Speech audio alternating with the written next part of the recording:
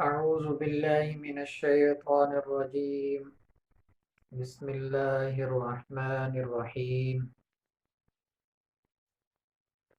میرے واجب الاحترام دوستو، بھائیوں، بہنوں، السلام علیکم ورحمۃ اللہ وبرکاتہ.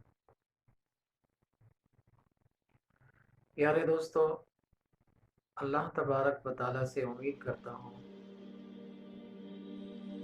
کہ اللہ تعالیٰ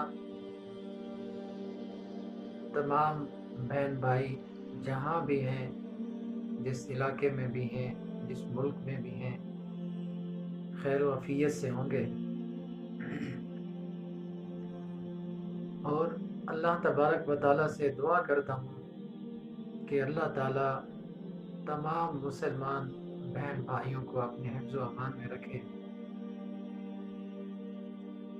پیارے دوستو، آج ایک نیا وظیفہ لے کر آپ حضرات کی خدمت میں حاضر ہوا ہوں. آج کا جو وظیفہ ہے، آج کا یہ جو عمل ہے، ان معصوم بچوں کے لیے ہے، ان پھولوں کے لیے ہے جو چھوٹے معصوم بچے روتے ہیں، بہت زیادہ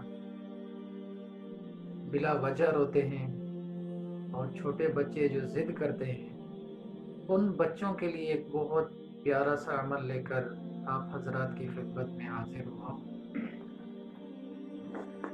پیارے دوستو، اس میں کوئی شک نہیں ہے کہ اللہ تبارک و تعالیٰ نے قرآن پاک کے اندر بہت بڑی تاثیر رکھی ہے،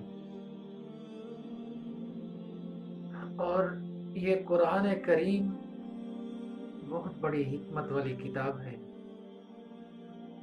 بس انسان کا یقین جو ہے وہ پختہ ہونا چاہیے، مسلمان کا یقین اس کے اوپر پختہ ہونا چاہیے. جو بھی کام لے قرآن پاک سے، جس مقصد کے لیے بھی پڑھے، تو یقین کے ساتھ پڑھے تو اللہ تعالیٰ ضرور مدد فرماتے ہیں. خواتین و حضرات، آج کا یہ جو عمل ہے،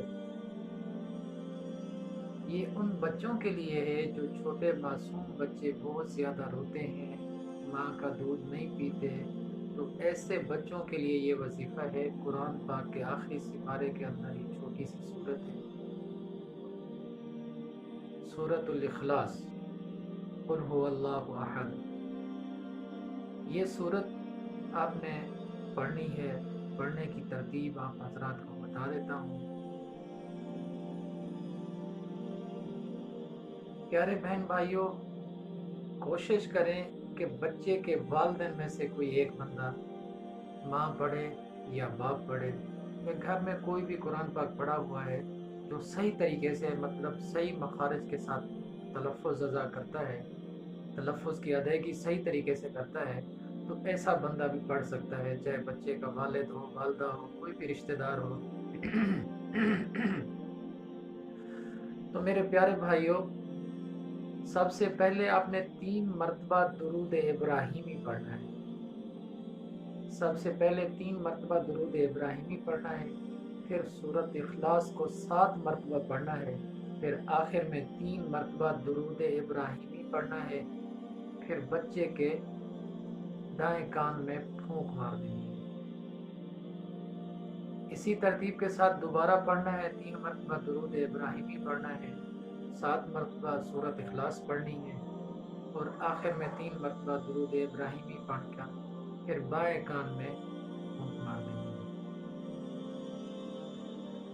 پیارے دوستو، اسی ترتیب کے ساتھ پھر تیسری مرتبہ پڑھنا ہے.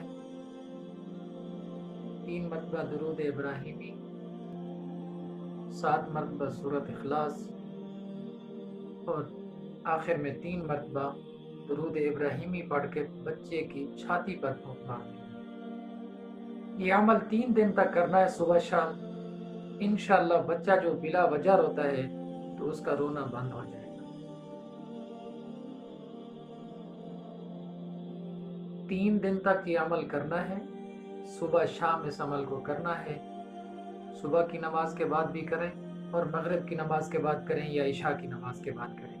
3 دن تک صبح شام اس عمل کو اسی ترتیب کے ساتھ کریں گے تو انشاءاللہ اللہ تبارک و تعالیٰ سے دعا ہے کہ اللہ تعالیٰ آپ کے بچے کا رونا بھی بند کر دیں گے اور صحت یاب بھی ہو جائے گا.